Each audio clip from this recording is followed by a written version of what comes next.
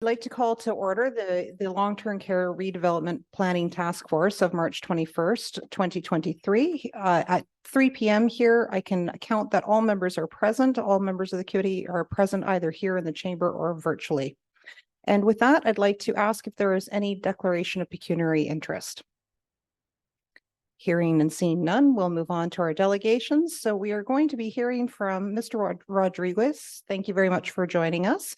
We have had a chance to review your slide presentation in advance, so thank you for sharing that and circulating it. And at this point, I can pass the floor to you. Thank you very much. I'm sorry. Just before we get started, Mr. Rodriguez, I did want to give a moment, just in case the CAO wants to explain that we will be going into closed session immediately after your deputation. So allow me a minute or two for her just to make that declaration to us, that explanation.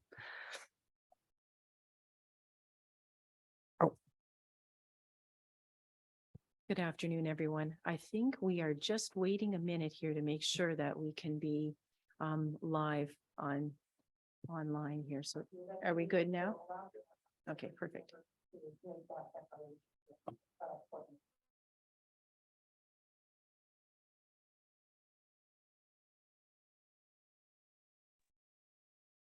Okay. Perfect. Okay. Good afternoon, task force members. I wanted to just highlight, as you'll note, we do have a closed portion to our agenda this afternoon. Andrew Rodriguez, our project manager from Colliers, will be providing an overview of the project to everyone this afternoon. We will move into closed session after that, and that will give us an opportunity to further discuss some of the details around the project costing. We want to ensure that we can maintain some confidentiality around aspects of those numbers in order to protect the integrity of the tendering process for the future. Okay, and thanks. Thank you very much. And with that now, Mr. Rodriguez, if you'd like to begin with your delegation. Yes, thank you very much. Are you able to see on your end the presentation that I'm sharing? Yes, we do have it on the screen. Thank you. Fantastic. So good afternoon, everyone.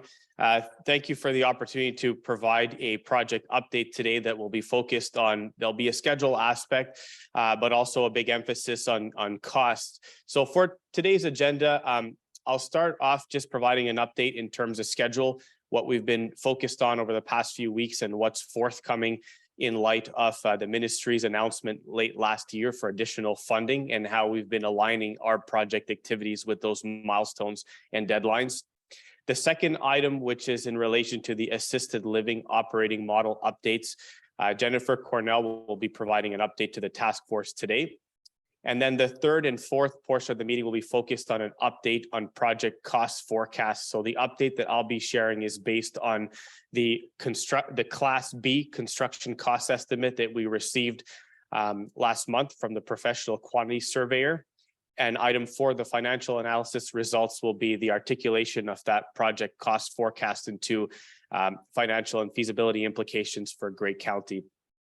I would ask if we could kindly just set up the questions so that I'll take a pause after the schedule to see if any members have questions in relation to schedule. We can take some questions after the assisted living operating model component. And then I'd ask that we cover any questions in relation to the project cost forecast after we've had a chance to discuss the financial analysis result. It'll make more sense as we have a chance to look at the bigger picture and results of the report together.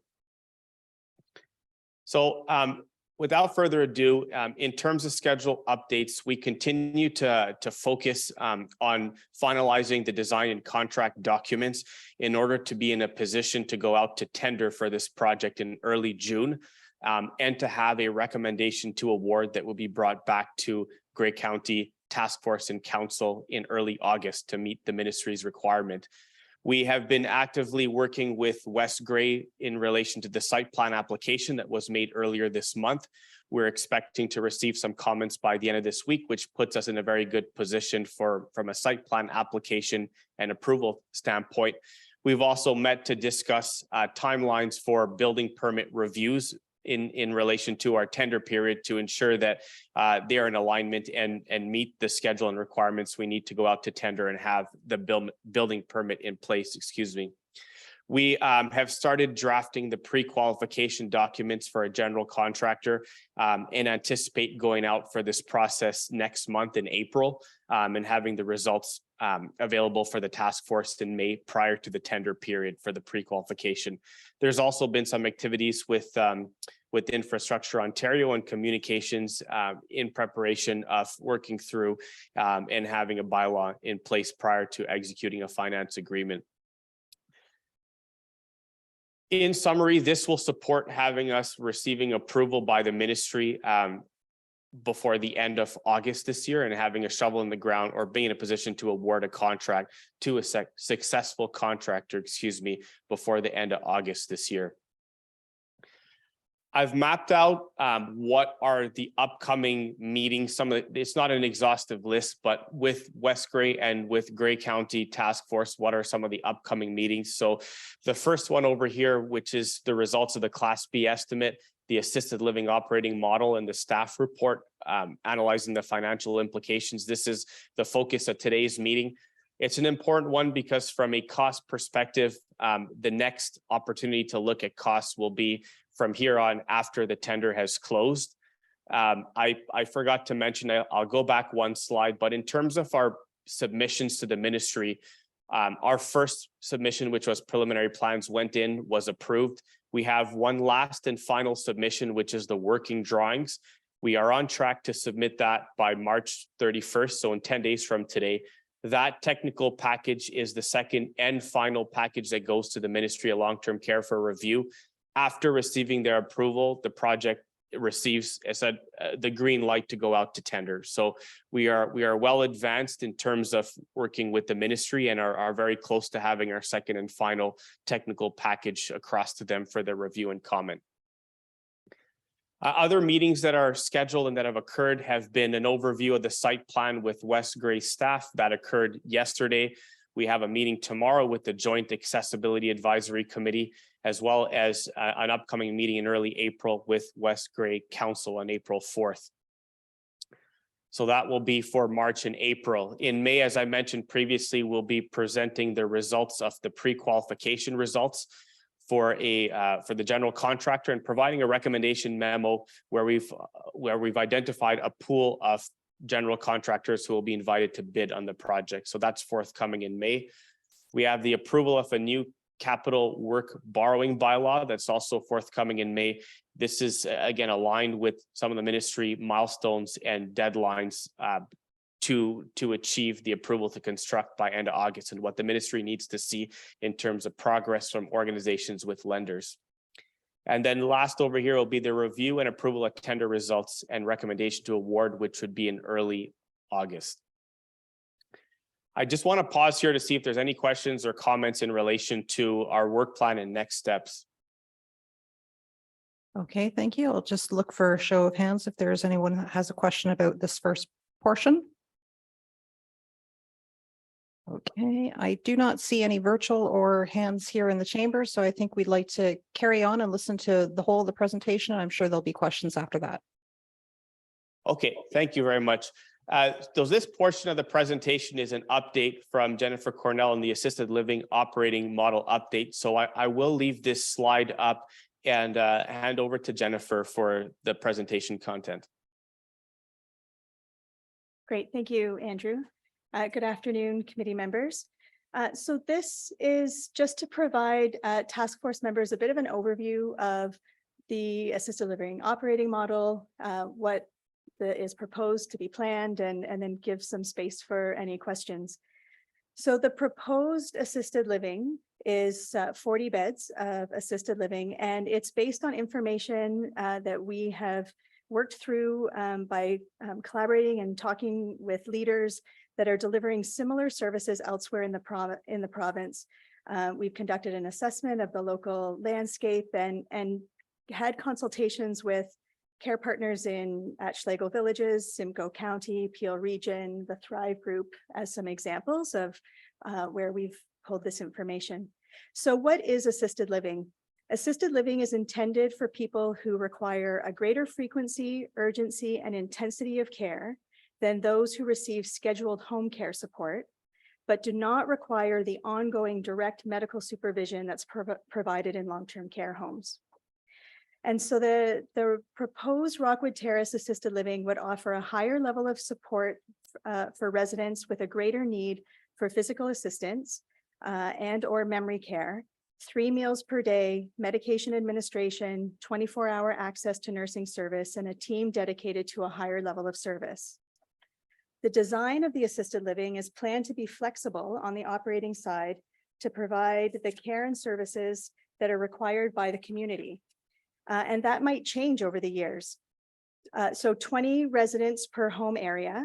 One home area could be 20 residents that are receiving specialized memory care support, and the other 20 residents could be receiving physical support, or there could be a combination. And the way the assisted living is designed today allows for that flexibility. So it could support a range of needs.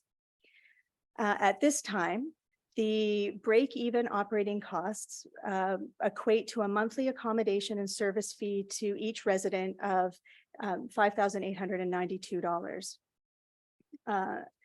We've had discussions with Ontario Health West, Home and Community Care Support Services, which are formerly CCAC, that identify that there is a gap in service for individuals who require this higher level of care than is available in the community, but do not yet need the level of long-term care. The goal or the focus is not at all to be in competition with our private sector partners who operate various levels of retirement homes. So this is to bridge a gap that we're seeing in our communities. I lost the slides there. So while there are a number of efficiencies built into the design by having assisted living and long-term care in the same building, and those efficiencies include laundry, housekeeping, dietary, maintenance services, there will be a dedicated assisted living leader or manager, but other leadership duties can be shared with the long-term care leadership that's currently in place. For example, the executive director, resident family services manager, nutrition manager, building maintenance manager, et cetera. So while we have these efficiencies built in, the revenue and expenses of long-term care and assisted living must be kept completely separate. There are legislative requirements with long-term care that need to be recorded and reported on to the ministry. And there's certain regulated items like the number of dietary hours, food service worker hours in long-term care is highly regulated. It's a formula. And so we must keep those things separate to be able to fulfill our legislative requirements. So this means that the ability to cross-subsidize doesn't exist. We do have still some questions that we need to sort out over the next few years. For example, this operating pro forma is based on the assumption that all of our team members would be paid at the same rate as our long-term care staff under the same collective agreement.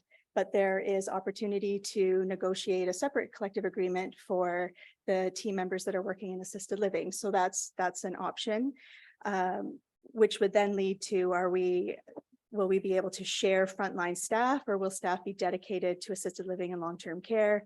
How might we support couples? We would need to be licensed under the Retirement Home Regulatory Authority for the 40 beds of assisted living. And are there opportunities to get into agreement with Ontario Health West with a multi-sector, they call it an MSAW. We're all about acronyms in healthcare, a multi-sector service accountability agreement. So there are things that still need to be explored, but I wanted to give the task force an overview and an opportunity to ask any questions if you have any. Thank you very much. I'll just ask again if there's a show of hands, if anyone has any questions. And Councillor, we'll go to Councillor McKay virtually, and then we'll head over to Councillor McLean. Go ahead, Councillor McKay. Yes, just good afternoon. Where would that figure of 5,892 come from?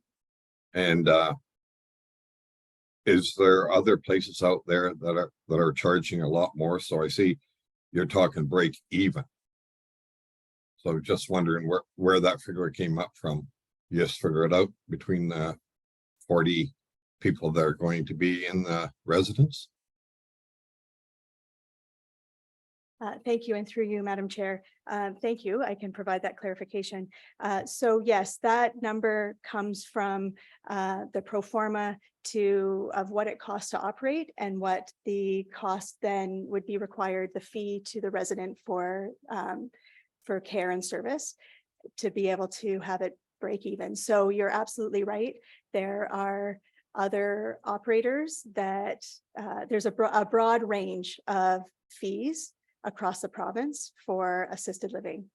But I wanted to be able to demonstrate what the operating costs are and what that cost would be to potential residents. Oh, I need to. Thank you very much. Okay, and if there's no follow-up there, I'll go to Councillor McQueen.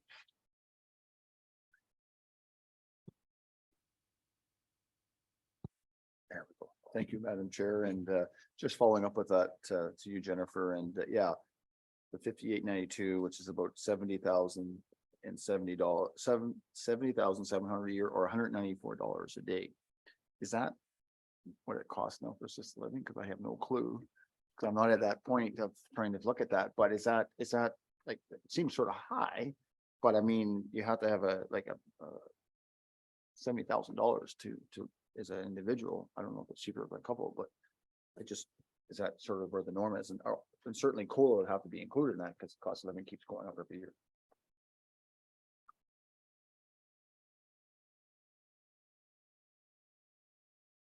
I can say just from simple personal experience that we just put a family member in something that doesn't even have the level of care that Jennifer's speaking to today. And that's $6,000 a month just for that. And this cost does not include the cost of carrying the capital to build. It's just the operating. Thank you. And I'll just add the range that we are seeing for similar sized communities is around 5,500 to 7,500 per month. So it is on the lower end of what is being charged. And it does provide this higher level of care and support than independent living or retirement living. It's a step up from that. Okay, thank you. Next, we'll go to Warden Milne.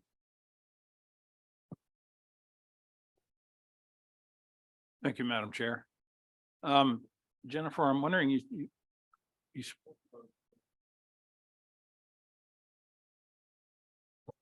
variable range of care.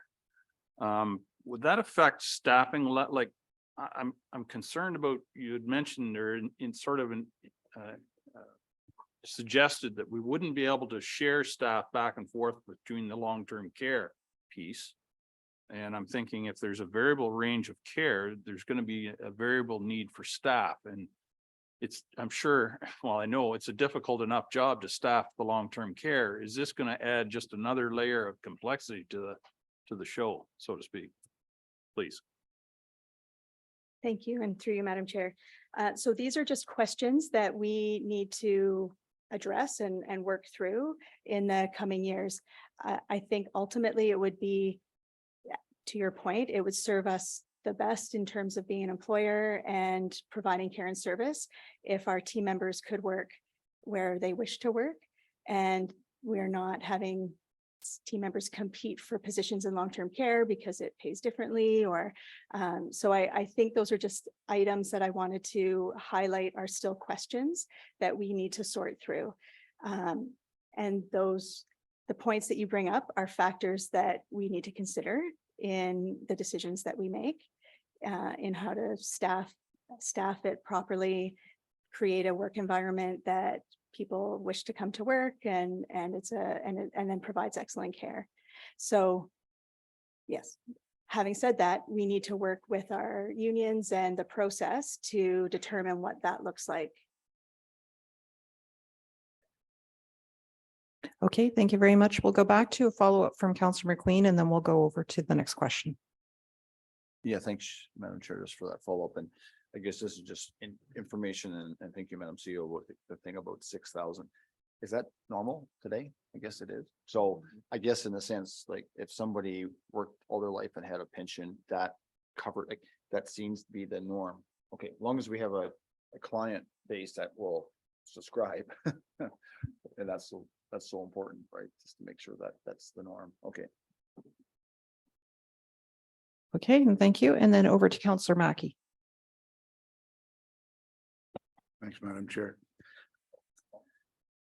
Jen, thanks very much for, I guess this number. I guess for the county, I mean, whatever we do in retirement homes would have to be cost recovery. We can't be subsidizing retirement homes. So what we would be promoting is at the highest level of care. I think in the private sector right now, you go in at a certain rate, which is significantly lower than that, but then it's all the add-ons. So when you start to require nursing care, extra help, that's when they start, really nailing you. And again, that's from some personal experience. Yes, you go in at 4,000 a month, but then when you're finished with all those add-ons, as you're, some of your symptoms get worse, and you require more nursing care. When you first go into a home, you're walking down to the cafeteria every day. You're involved in all, it is a retirement home. This is far beyond what a retirement home is. So it's bridging that gap between retirement home and long-term care. I guess, I look at that amount and I'm wondering how many people in Grey County can afford that. You feel that there is need for that level of care, and there's enough clients out there that would be able to afford it? Or can we build in some of those add-ons so that, individuals can look at a menu and then decide, how much are they able to afford off that menu? Thank you. So when Karen and Marcus and the team, we worked to build the pro forma, we worked to not have additional add-ons.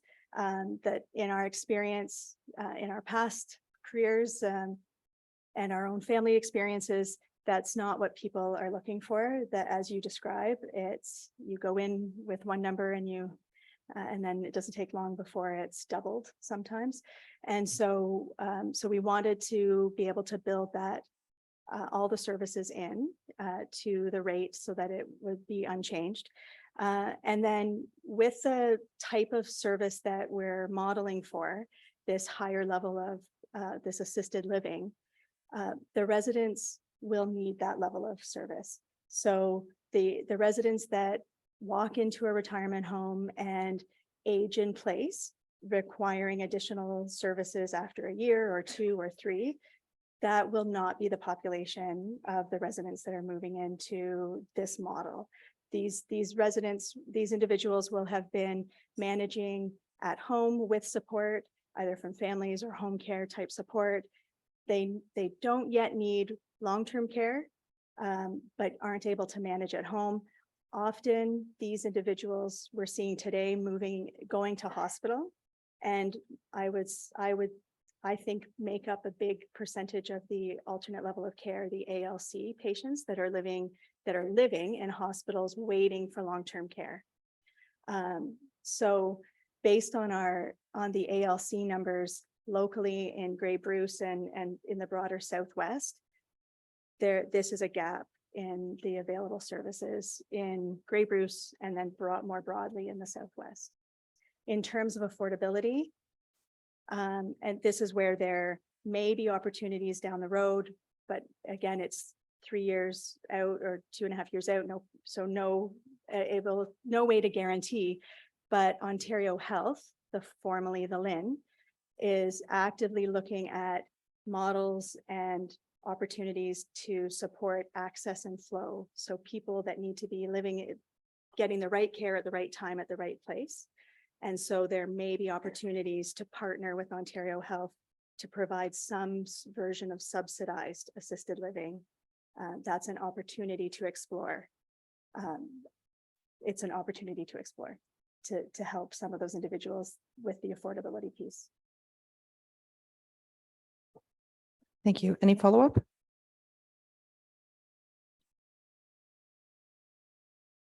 Thank you, Madam Chair. That would be wonderful if the province did, step in, because these alternate level of care beds are likely $400 or $500 a day. So the amount that we're talking to provide the proper care for someone that's sitting in a hospital is far less than that. So if the system can really get their head wrapped around what the needs are, then there's maybe an opportunity. Thank you. Thank you very much. Are there any other questions at this point in the presentation? Okay, Mr. Rodriguez or Director Cornell, who is going to continue? Okay, Mr. Rodriguez, please continue. Thank you very much.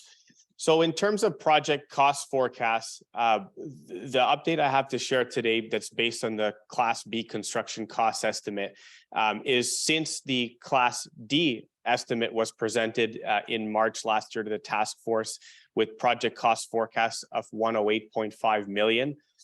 They have now been revised to 127.5, which is a $17.2 million variance, slightly under 16% variance. I've broken down what I evaluate as the four main drivers that explain this variance.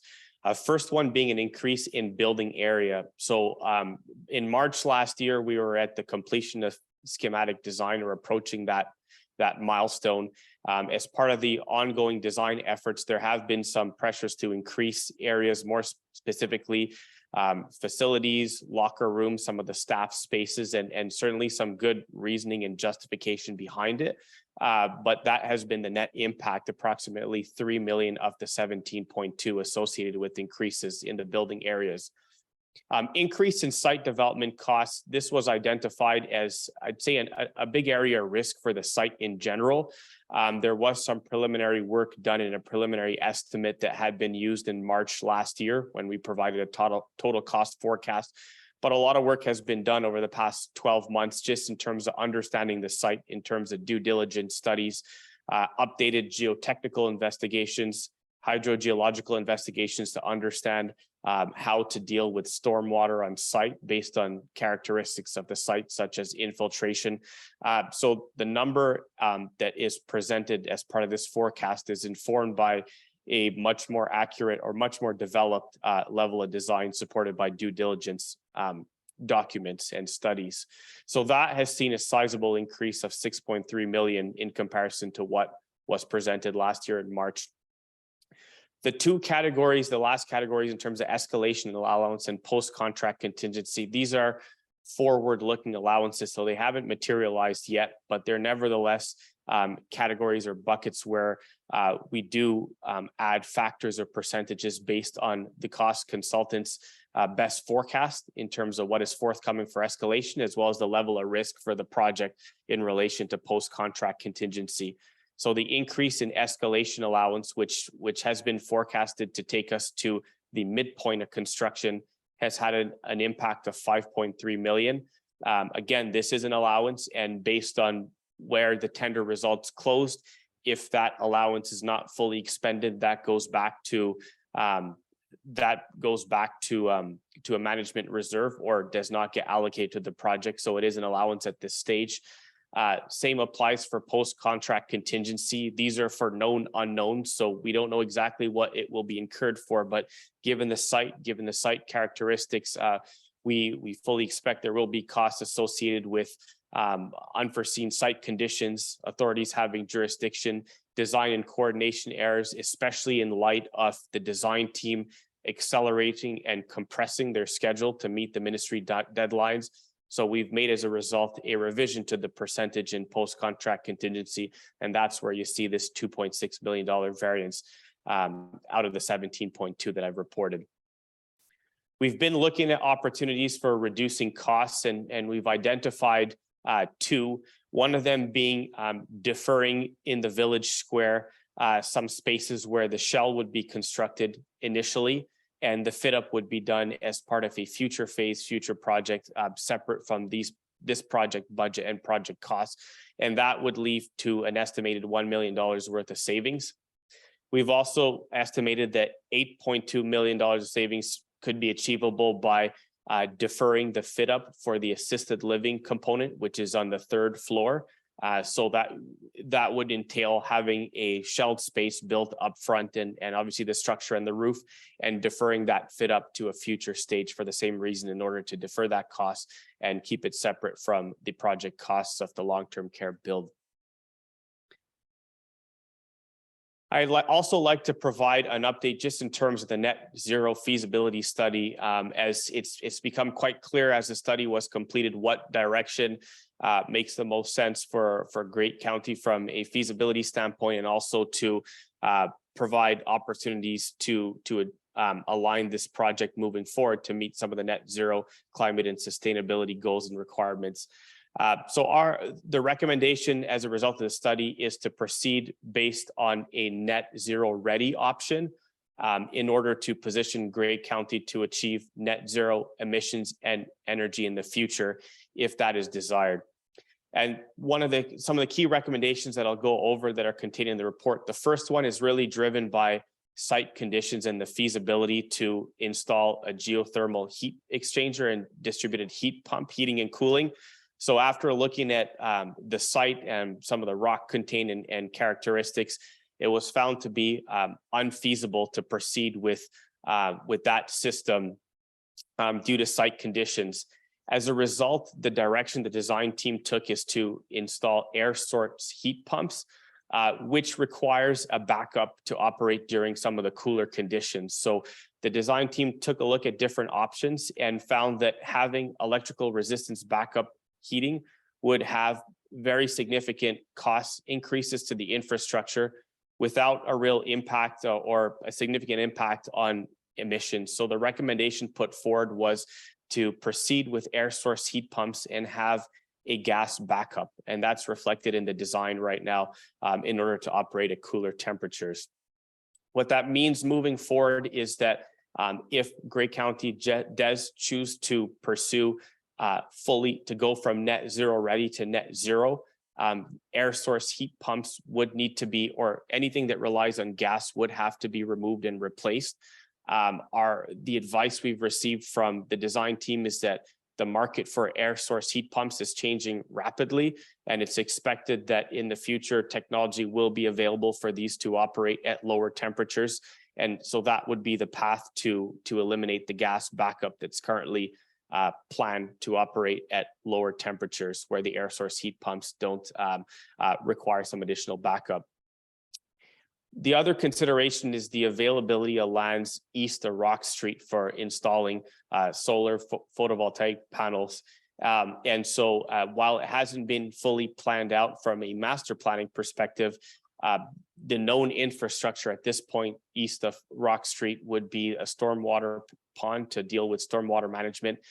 There's also space available over there that's sufficiently sized based on the analysis of the design team to support a future installation of solar PV panels. Hard to estimate exactly what the number would be to go forward with that conversion at some point in the future, but it's estimated to be in the order of $5 to $10 million to go from net zero ready to net zero. And that is a number that's not reflected in the budget right now. That would be a future number if Great County wishes to proceed and achieve net zero. The other consideration here is that what this allows is the base building in terms of the building envelope, windows, roof, general assemblies to be built to a very high standard or high efficiency, as these are items that would be exceptionally disruptive if they had to be upgraded in the future to achieve net zero.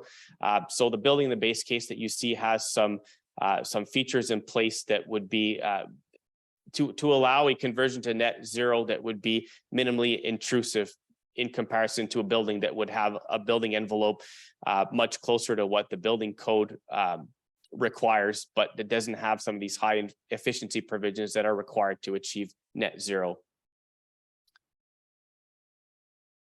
So without further ado, at this point, I would like to hand over to Mary Lou to provide an update on the financial implications. And then following that update, would be happy to answer any questions of financial nature.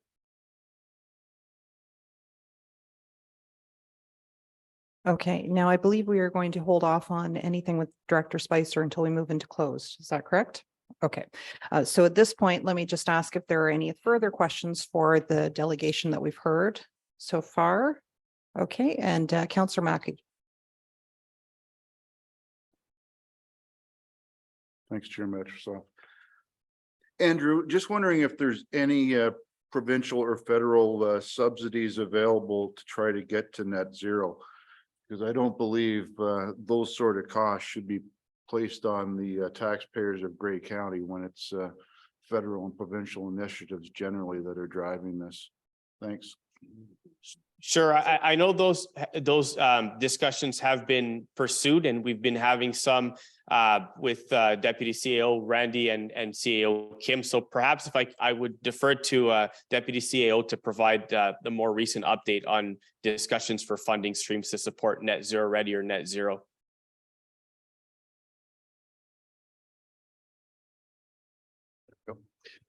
Thanks for that, Andrew, and thanks for the question.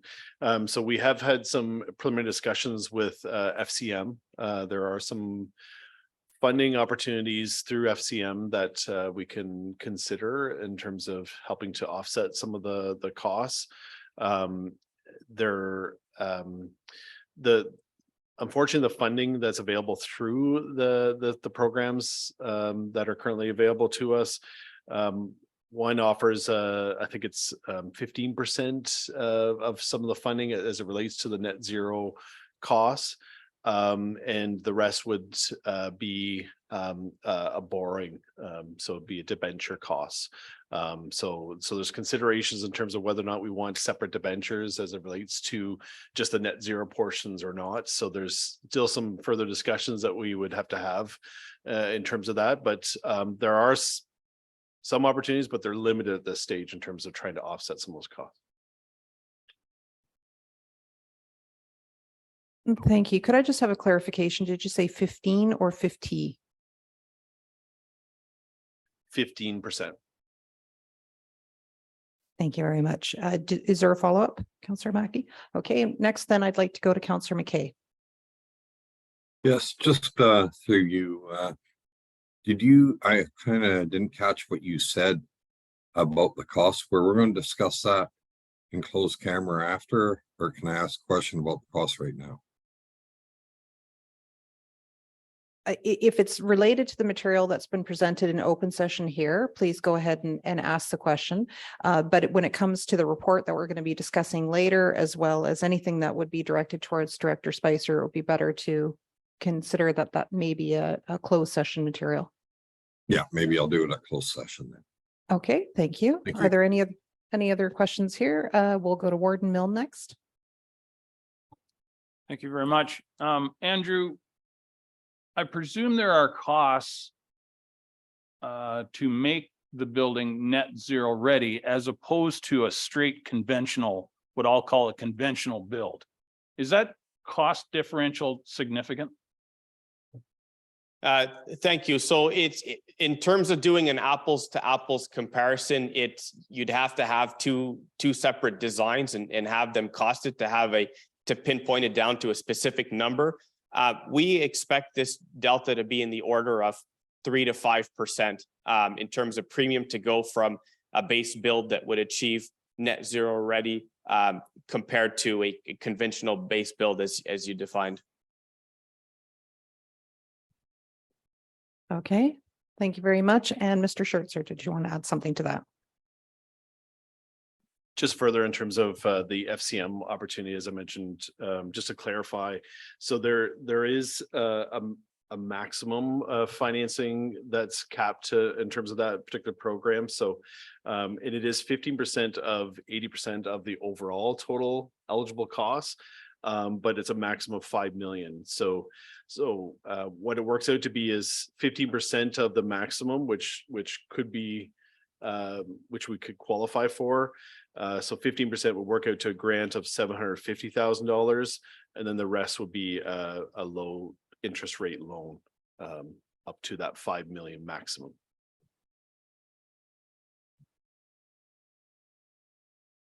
Thank you very much. Are there any other questions from members of the task force? Yes, Councillor McKay. Wow, there you made me do it. Councillor Mackey. I have a bad influence beside me. I'm not coaching her, I swear to God.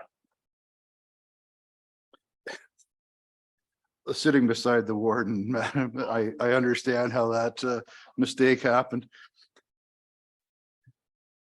Thank you. And through you to Randy, or maybe to Andrew, going from natural gas, which would be heating the bulk of this now, or at least when the heat pumps wouldn't work, compared to the cost of electricity, do we know what the operating cost, yearly operating cost differences would be between natural gas and electricity?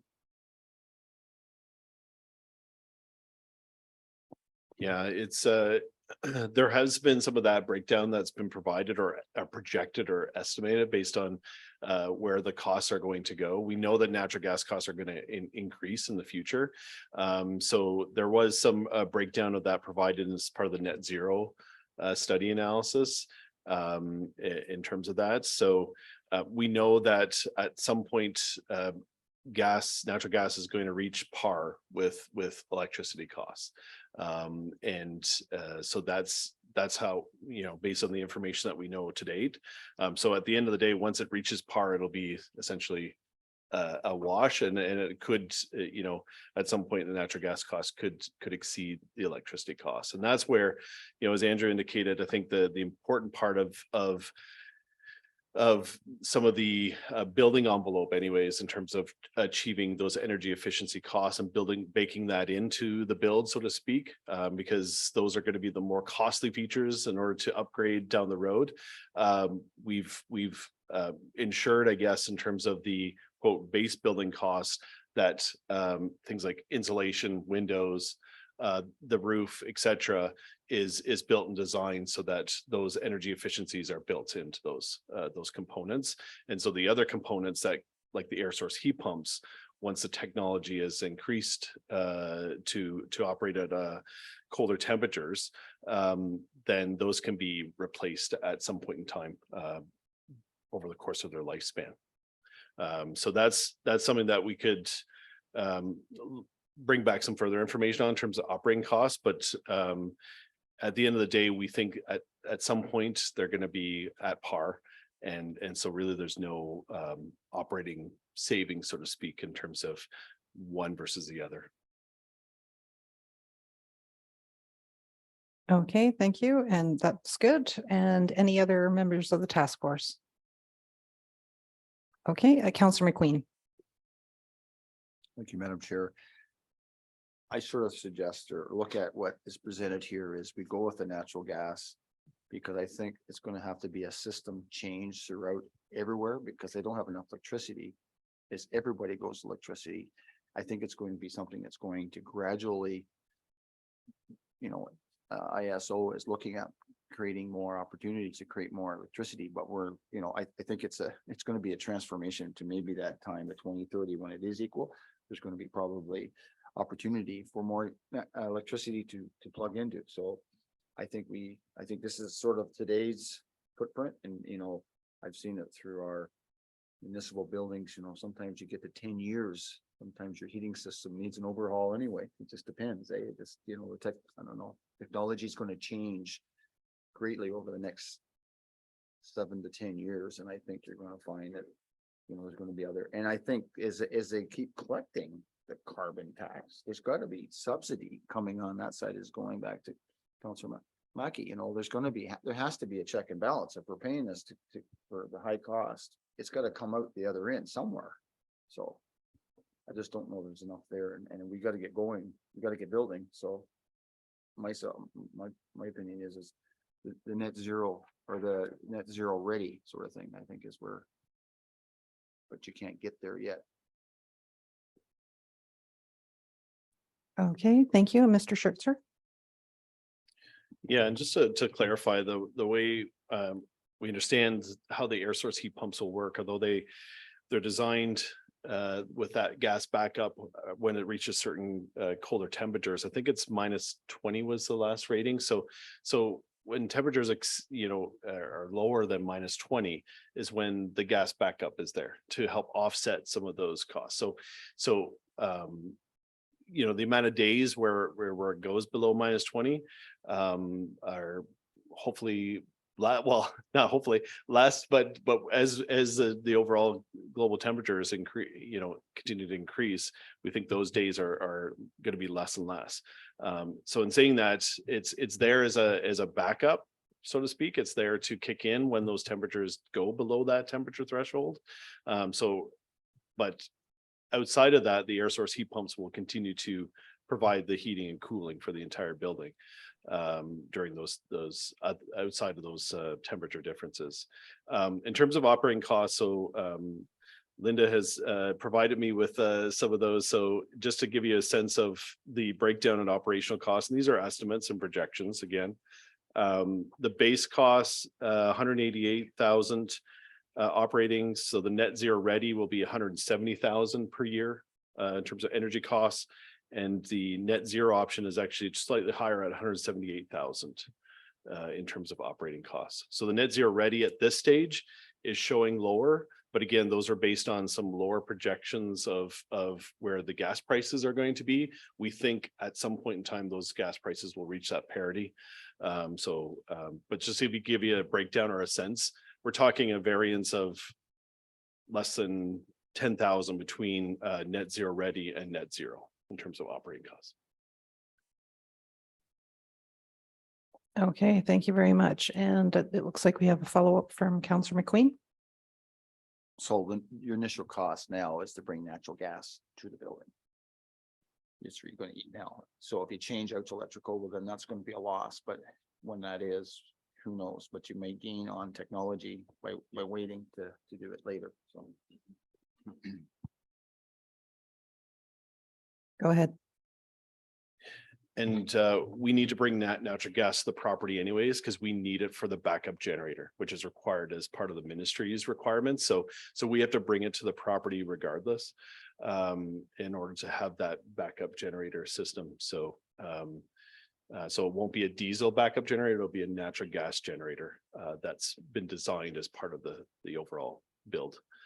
So there'll be the gas for the actual backup generator, plus the gas backup when those air source heat pumps are not operating as efficiently based on colder temperatures, if that makes sense. Kind of two backups that are linked to natural gas. Follow up. So that's good information, because if we go completely electrification, obviously we have to have backup. So backup is going to have to be natural gas. There's just no two ways about it. I mean, I'm just talking about, we can't completely ever eliminate natural gas. Because if you're fully electrification, there's no other ways to generate electricity if you have no other source, right? So it's sort of, I think we're sort of stuck in that one. So. Okay, thank you. Any final questions from members of the task force? Okay, and Mr. Rodriguez, do you have any final closing comments, son, before we finish off this portion of the meeting? No, I don't. I'll stop sharing at this point. And again, if there's any questions in relation to the cost forecast, we'll be happy to address them after Mary Lou's presentation. Okay, thank you very much. So with that, then our next item on the agenda is to move into closed session. So it's recommended that the long-term care redevelopment planning task force does now go into closed session pursuant to section 2392 of the Municipal Act 2001 as amended to discuss Rockwood Terrace redevelopment as provided by number 1, a position plan, procedure, criteria, or instruction to be applied to any negotiations carried on or to be carried on by or on behalf of the municipality. And number two, financial information that belongs to the municipality and has a monetary value or potential monetary value. So with that, may I ask for a mover and a second to move into closed? Moved by Councillor McQueen, seconded by Councillor Hutchinson. Any discussion? Okay, and Madam Clerk, are we able to do that by a show of hands? Okay, so may I ask for a show of hands, all in favor? Okay, any opposed? All right, that's carried. Thank you. So we'll let the technology get sorted out before.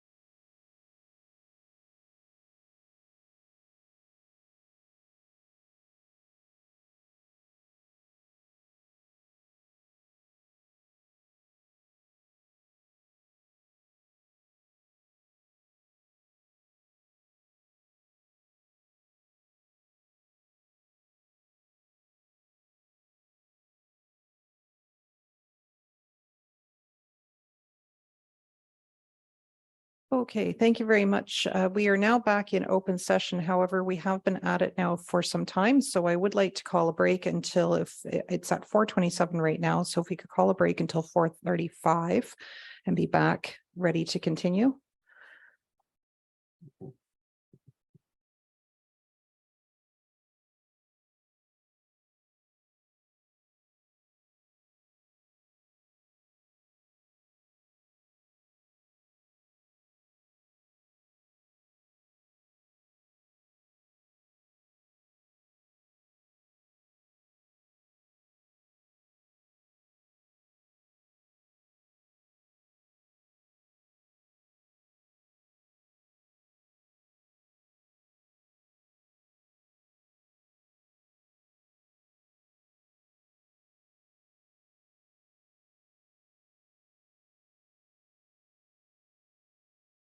Dawn. Okay, excellent. All right, so we have now come back out of closed sessions. So at this point in time, then I think we can then move on to the report item number 5, correct? Okay, then Director Spicer, the floor is yours. Oh, sorry.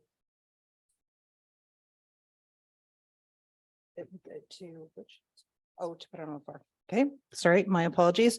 We'll look for a mover and a seconder first in order to get it on the floor that the report FRRP 723 financial impact assessment of Rockwood Terrace project be received and that staff be authorized to prepare such bylaws as may be necessary to apply to Infrastructure Ontario to borrow $108 million for the redevelopment of Rockwood Terrace. In order to enter into the discussion, may I ask for a mover and a seconder.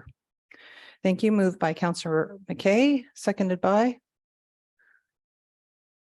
Thank you. Seconded by Councillor Hutchinson. So it's now on the floor for discussion. And with that, then I would like to begin with the floor over to Director Spicer.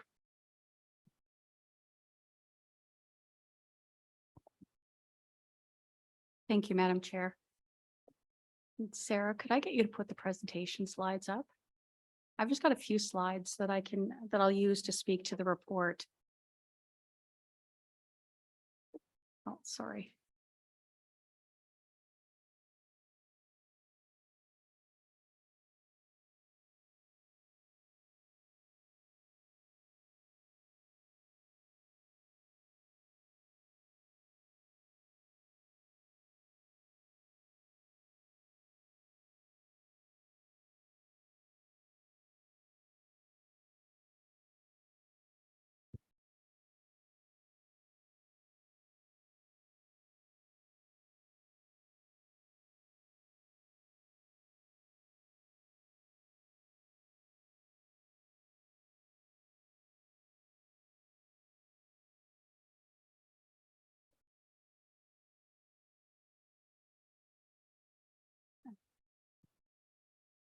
Thank you, Madam Chair.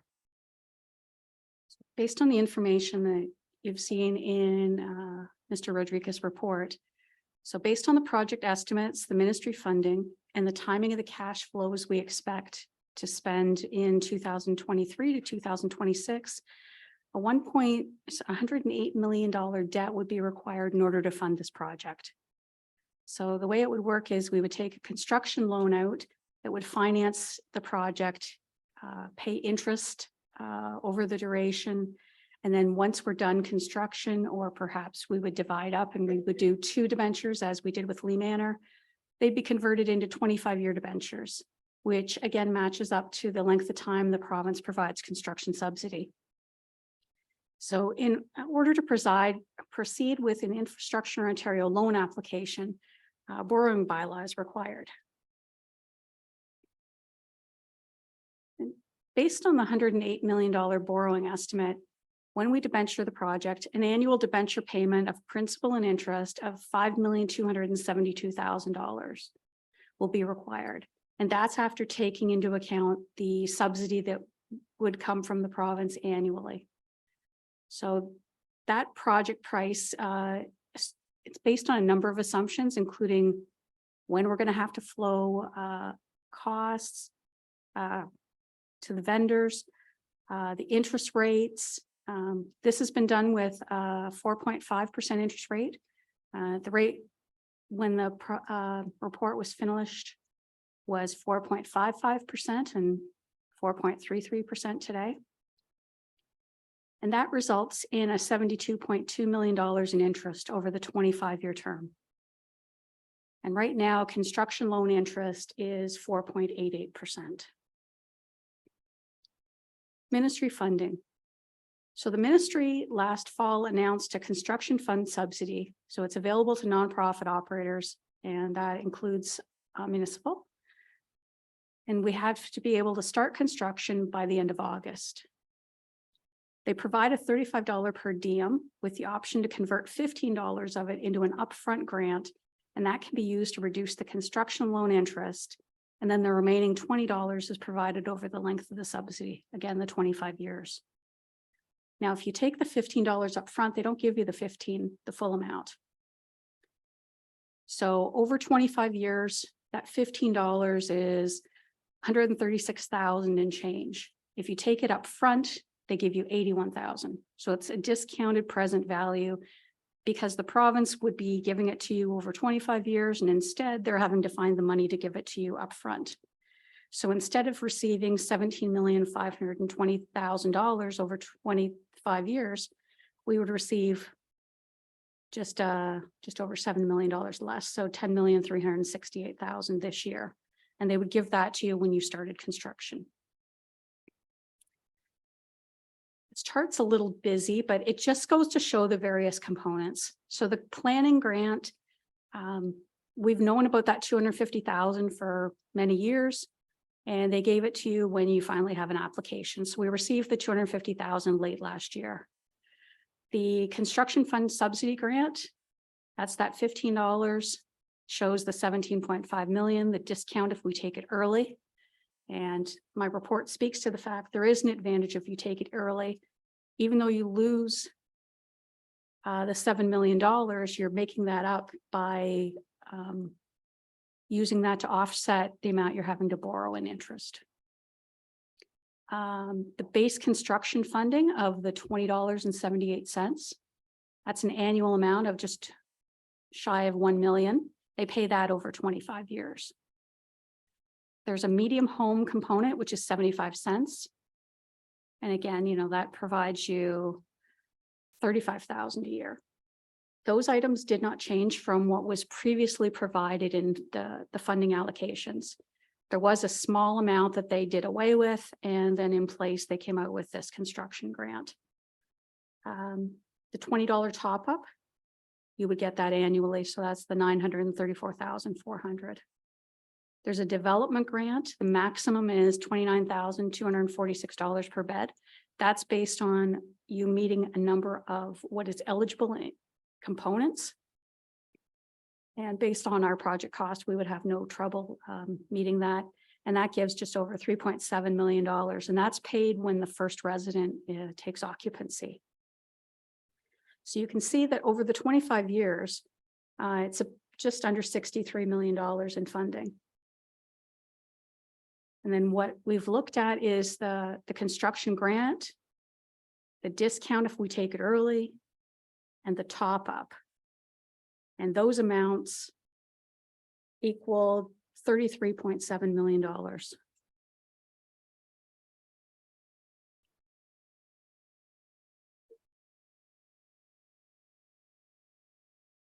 ahead.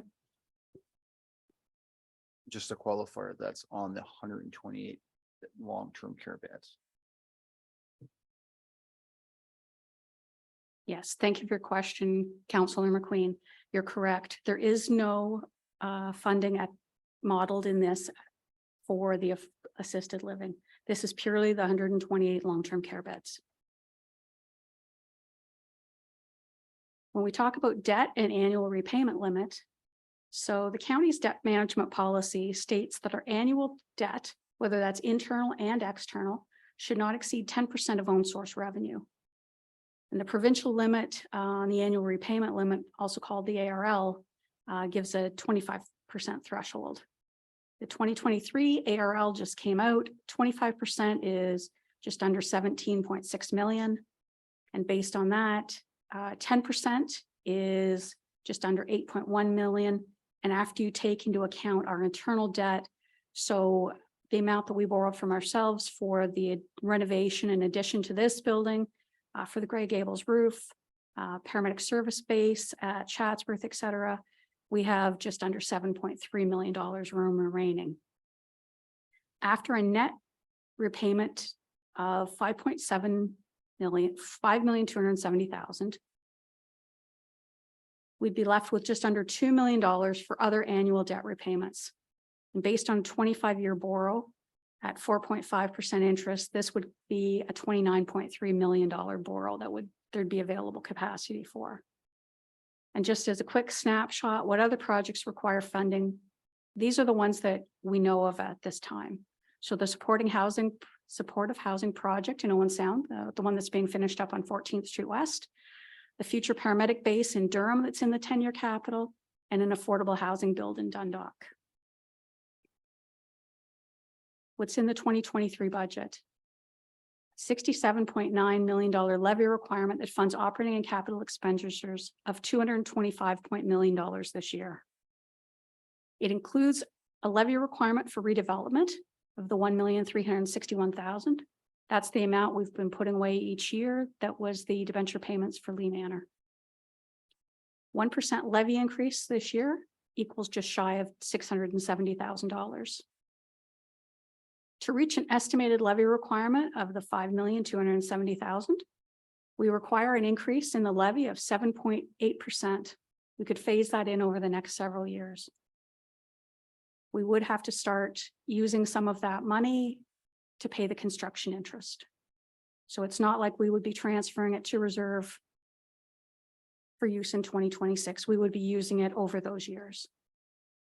The 5.27 million doesn't take into account the increase in operating costs for long-term care, resulting from the addition of 28 residents and a larger building footprint.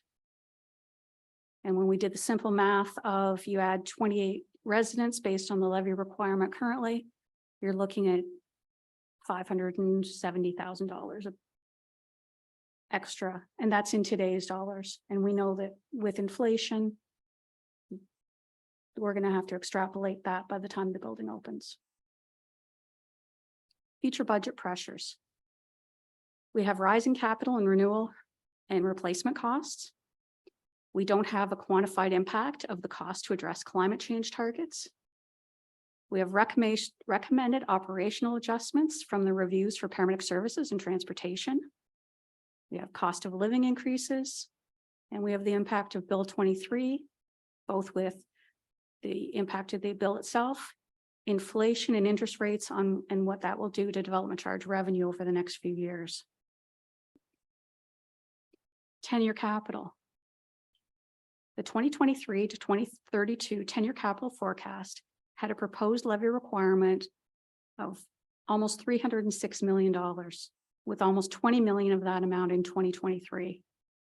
64.4% for transportation, 30.4% for human services. Human services includes social services, childcare, housing, long-term care, and paramedic services. And in contrast, the 2023 approved budget has a levy of 14 million or 4.7 million less than the forecasted amount.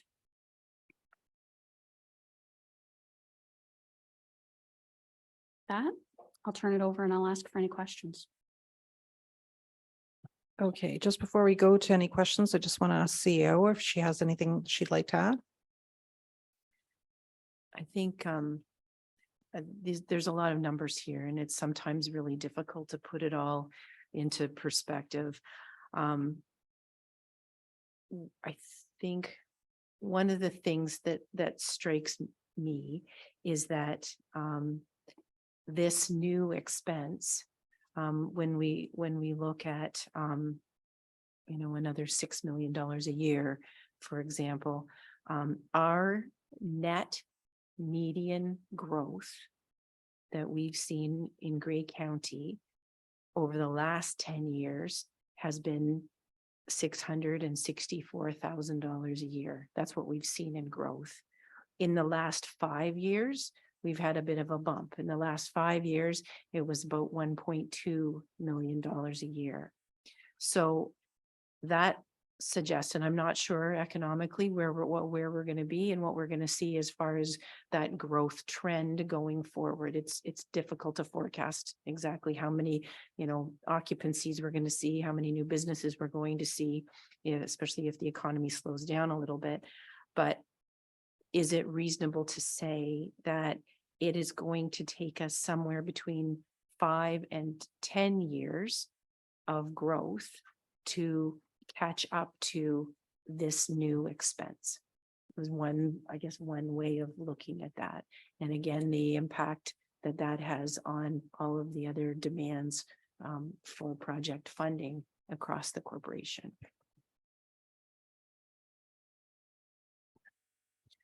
Okay, thank you. So there is a lot to digest, and I do also recognize that half of the Grey County Council members are new and have not been part of the process that have gone before. So there could be some questions about some of the historic some of the historic timeline in this as well, to compare where things were back then and where things are right now.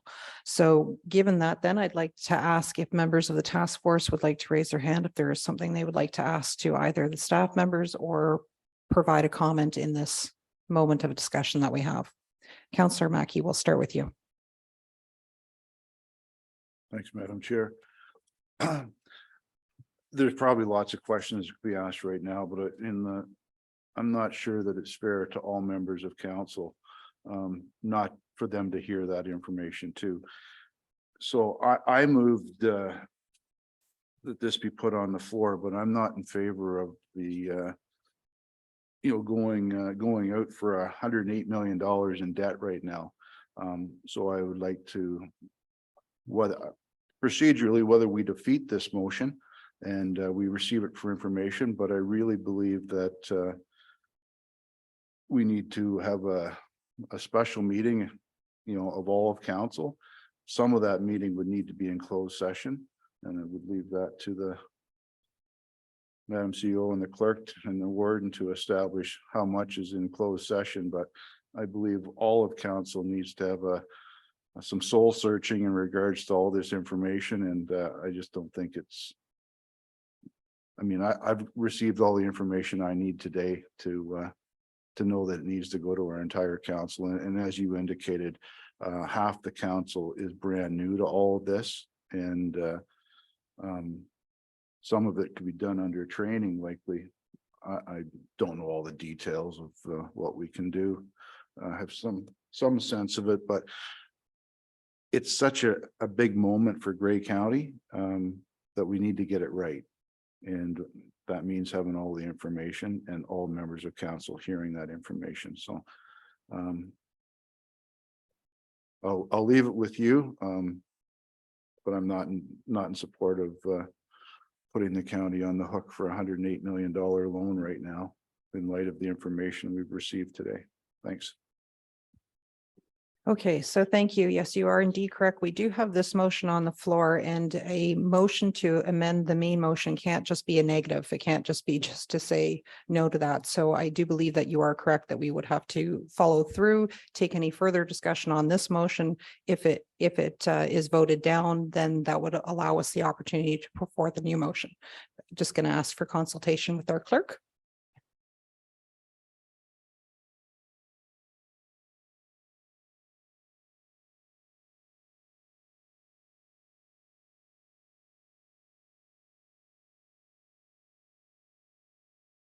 Okay, so in consultation with the clerk, there are also two other options. One is to refer it to our whole council. That would allow our whole council to chime in and say, this is not what we're looking for. We would like something else instead. And the other would be to defer this decision and keep it deferred until we can take things back to the whole of council via a special meeting. Okay, I can see CEO Wingrove, would you like to provide a comment to that? I would be in favor of a referral to the entire council, and that way Mary Lou's report can be discussed in its entirety and in some detail. Okay, Warden Milne. I think that would be a prudent action to take, because there's a lot of implications to going down this path of borrowing $108 million, not the least of which I think a lot of lower tier municipalities have come to rely on the county having a low levy increase annually that softens somewhat the local levy increase. If we follow through on this project or this expense, it's going to be the other way around. The county levy increase is going to increase the lower tier increase. So, and that's just one implication. So I think there's a lot of other implications to the 10-year budget, capital, not the least of which. You know, what sort of things are we going to stroke off the list that we just can't afford going down the road that we have no idea we even need yet? So I think we're well advised to defer this to the rest of the council and let them see this report, let them mull it over and come to their own decision. Okay, thank you. There was a hand from Councillor McKay. I'd like to give him the opportunity to question or comment. Yeah, I think I started off the meeting back an hour or so ago saying that I agree with our CEO that I don't want to see the county bankrupt. I do think it has to be a decision that's made by the full council, because we're going to get a lot of questions and a lot of comments when we do have a special meeting. So if somebody is making that motion that it goes back to refer to the full council, I support that 100%. Okay, thank you. Are there any other questions or comments before we have a look at the motion to defer? Councillor McQueen.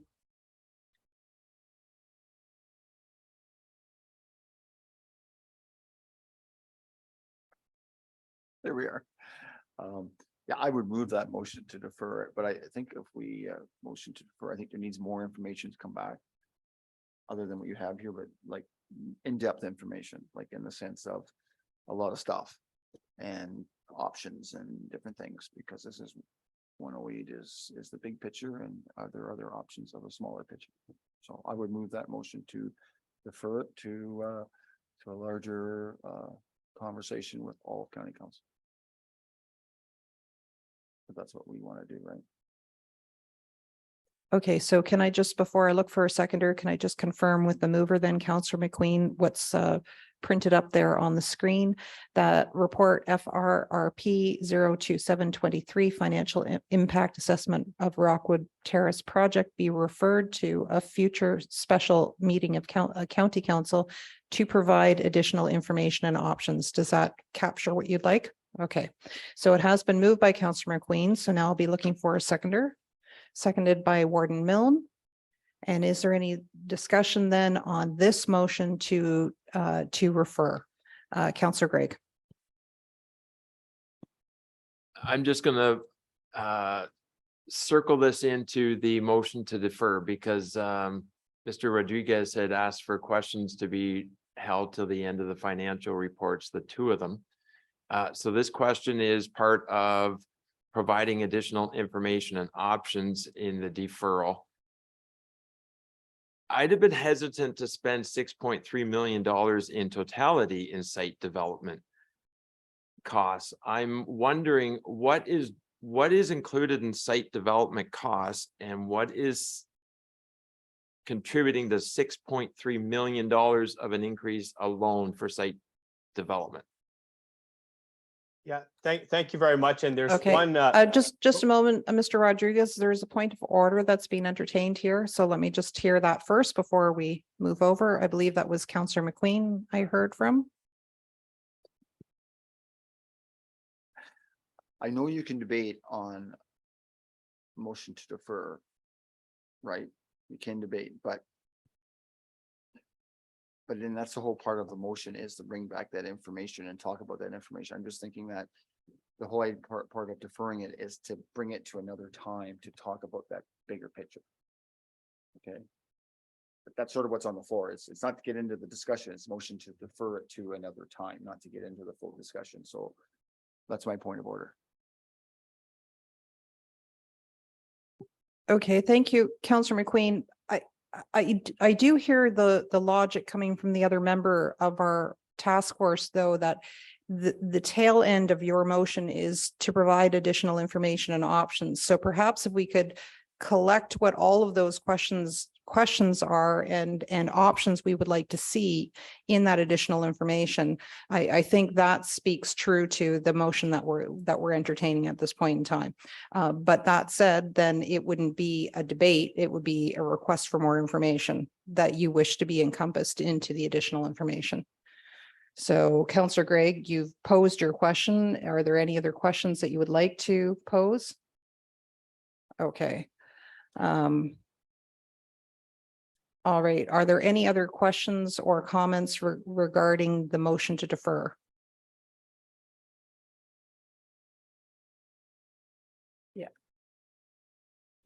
Yeah. It's just I can't quite see that screen there. Yeah. Okay. So yes. So it is a motion that the motion to be deferred to a future special meeting of council. That's correct. The wording that you.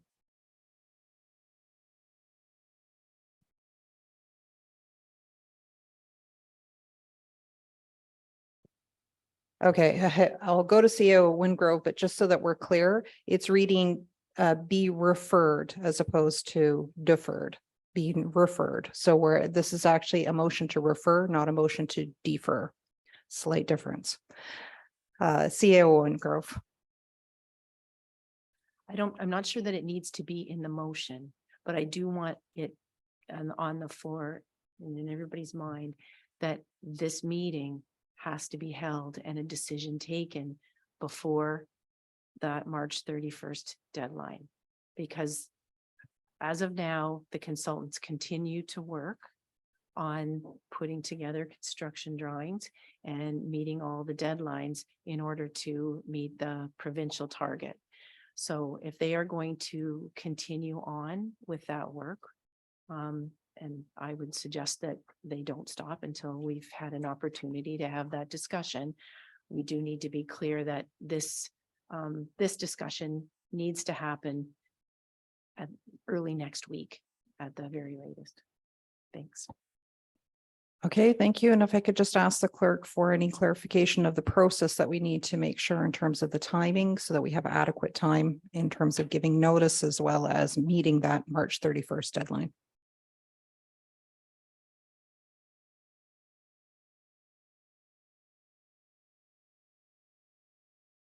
So just to confirm, for a special meeting of council, we do require at least 48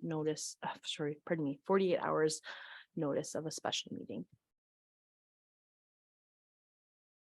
Okay, thank you. And we'll go over to Counselor Mackey. Thank you, Madam Chair. We have a council meeting coming up on Thursday. Based on the information I just heard, I guess I look to staff to see if the information that we were provided with today could be summarized and brought back to our meeting on Thursday. The 31st is approaching quickly, and organizing a special meeting may not be that easy when we are meeting on Thursday in light of what Tara just said. So I guess I look to our senior staff to, I hate putting them under such a time restraint and when the agenda is already out, but just knowing the information we received today, if there is time on Thursday to start that discussion, knowing that the 31st is a deadline. Thanks. Point of clarification, Counselor Mackey, are you suggesting it be added to the agenda that's on Thursday's regular meeting? Because we would now have to meet after 5:30 p.m. on Thursday in order for us to call a special meeting. Thanks, Madam Chair. No, I would say that we take out the special meeting part and that it be referred to the Thursday council meeting.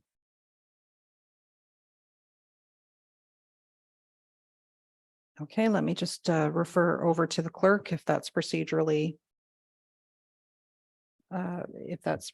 possible for us to do.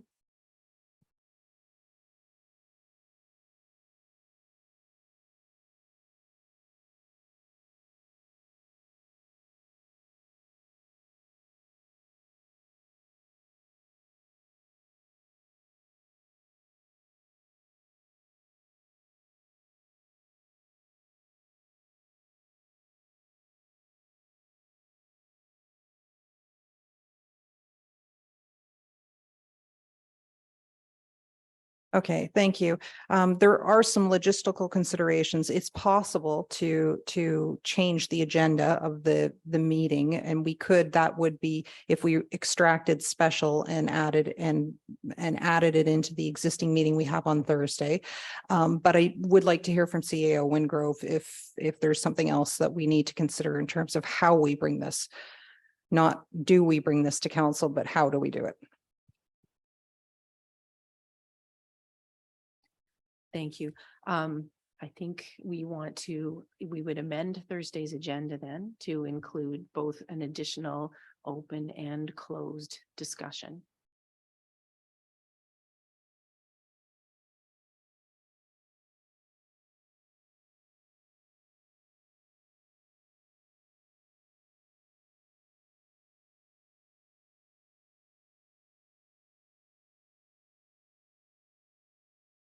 Okay, I will just, yes, it is possible for us to give notice that we are revising the agenda, but the agenda would require closed session time as well as open session time.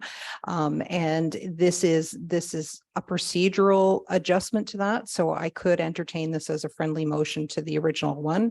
I do see a hand from Councillor McQueen. I understand the timing, and two things is new information, is that going to be able to be provided by then? I'm sure it could be. Also, I think there is provisions under the warden that the warden has certain provisions as well to call if needed as a special meeting or emergency meeting, or however, there's that provisions as well. But also council can waive the procedural bylaw with regards to less than 48 hours, but we don't have a quorum, so we can't do that in this body. So there is that part of 48 hours is in our procedural bylaw. So yeah. So anyway, as long as you can, but I know the warden have some provisions that can go outside that provisions as well. So anyway. Thank you, Chair. Just to confirm, if we were to go ahead and move if this report were to be referred to council on Thursday, it would be part of our regular council and committee of the whole meeting. So there would be no requirement to waive any procedure and that 48 hours notice, because it would be incorporated into our general regularly scheduled meeting. We would likely ask council to approve that amendment to the agenda and add it by a 2/3 vote. So that should capture all the requirements. Okay, so are there any other procedural questions? Okay, so with that then, to change the wording, maybe if we could get the wording up on the screen as well.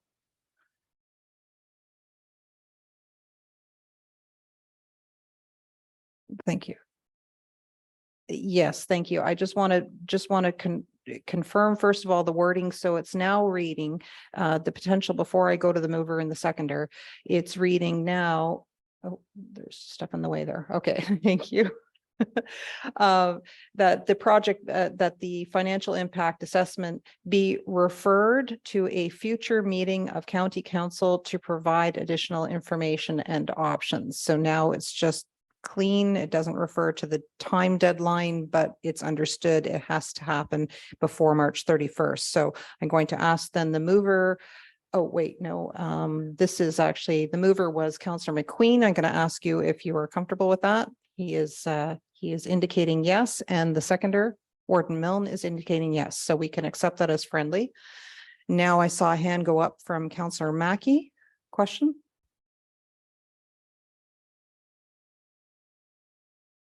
Oh. Thanks, Madam Chair. I'm just, if it's all right with the mover and the seconder, that a future meeting, which is not decisive, that it be the March 23rd, 2023 meeting. Okay, and unless the warden is willing to call some sort of other meeting out of the blue, that would be the one that we'd have to meet at in order to get this deadline in by March 31st. So I can't see there being an issue. I'll just ask Councillor McQueen if that helps clarify his motion. I think it's fine because it is a future meeting. I think the idea of adding it to the agenda, having 2/3 majority, I think cleans that up. We're just adding it there. But I think it's important that this passes, that a note goes out to all county councillors to, read the updated agenda, because they may have already read it and not come back to it. And there's new additions. So we just have to make sure it goes out that there's new information. So yeah, I'm okay. Okay, so Councillor McQueen, you're okay with naming the date of the future meeting? Okay, so Councillor McQueen is asking to keep it the way it is. He's the mover, so we'll have to leave it there. Yeah, I think everyone's trying to get to the same result. So we just want to make sure that we're, and by bringing it and needing a 2/3 vote, it allows other members of council to identify if they need more time to digest it ahead of time, or that this is the best way to get it in front of all of council to make the decision on discussion. Councillor McQueen. So it could say upcoming, a future upcoming meeting. I don't know if that cleans it up more. I don't know. Or if we say it, if we say March 23rd, then we'll just have to, then it'll have to be approved to be added to the agenda, because that is a procedural thing. So yeah, okay, fine. Yeah. Sorry. Thank you. Okay, so it is now reading the specific date of March 23rd, 2023 as the future meeting. And because we've discussed that this cannot happen after March 31st, I don't think that there's any question there. I'll just confirm with our seconder, Warden Milne, we're good? Yes. Or okay, great. I think we spent longer talking about the process than all right, so with that, is there any further discussion on this particular motion to refer? All right, then in that case, then I would like to call this vote by a show of hands. All in favor? Any opposed? Yep, thank you. Got the virtual hand as well. Then that motion is carried. Okay, so we will be leaving the other motion to bring it to the full council should the council agree by 2/3 vote to add it to the agenda on Thursday of this week, which would be March 23rd. Okay, and that allows us to move on then to correspondence. So there is a motion that correspondence from the Ministry of Long-Term Care regarding approval under the Long-Term Care Home Capital Development Funding Policy 2022 for Rockwood Terrace dated February 28th, 2023 be received for information. May I ask for a mover and a seconder that we receive this? I see it moved by Councillor McKay, seconded by Councillor Gregg. Any discussion on receiving? Okay, then in that case, then I'll ask for a raise of hands of all in favor. Thank you, and that motion is carried. Okay, so we did not have any other business added to the agenda at the beginning. Is there any other business that we need to consider at this time? Councillor McQueen. Just in summary, we've had a really good discussion today. Thanks staff for bringing forward the information that was provided. I think that's very important, but it's also very important that moving forward that we have the right information and right communication, because there's going to be lots of questions asked. Okay, thank you very much. Anything else? Okay, so our next meeting date will be to be determined, and certainly that will be part of what follows for our task force will be in response to what happens at our council meeting on Thursday. So in that case, then I can ask for a motion to adjourn. Thank you. So it's recommended that we adjourn this task force meeting at 5:14 p.m. It's been moved by Warden Milne, seconded by Councillor McKay. Any discussion? All in favor? And that's carried. Yeah. Yeah. You try living with a name like Matrasovs. Then yeah. Thank you very much, everyone.